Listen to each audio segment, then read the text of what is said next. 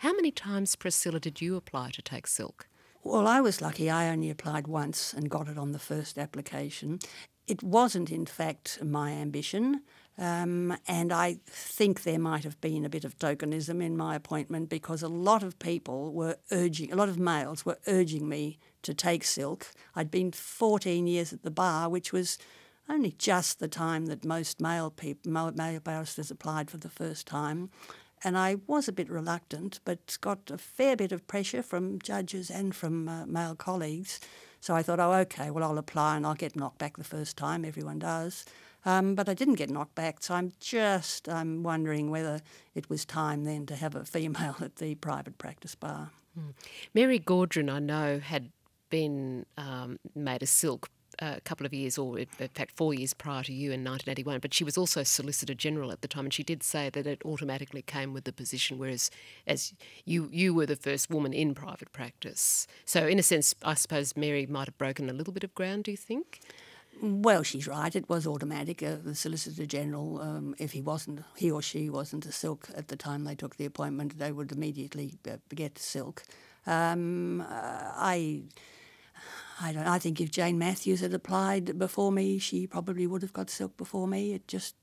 I was the lucky one. Were there any concerns that you entertained about perhaps getting less work once you had been made silk? I know that can be a concern for some barristers. Not really, because the solicitors I already had said they would continue to brief me when I took silk. So I knew there'd be continuing work. By this stage, how old were your children? Had they pretty well grown up? Well, 1985, my daughter was 20 and my son was 19. Yes, you remained in practice after taking silk in 1985 just for another 4 years before you decided to resign? That's right, yes.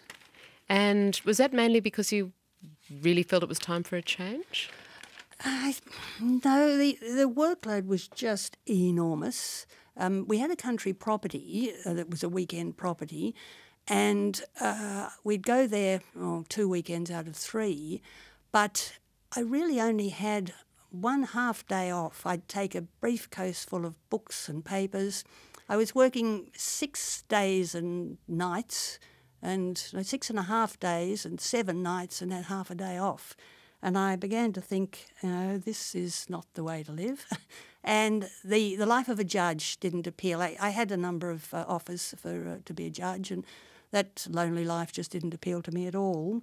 And the country property was beckoning, and the lifestyle was appealing. And I thought, OK, I can stay on, but just doing more of the same.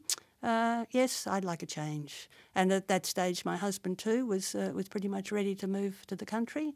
And the children had left home, so off we went. And he never looked back, really? No, never had any regrets.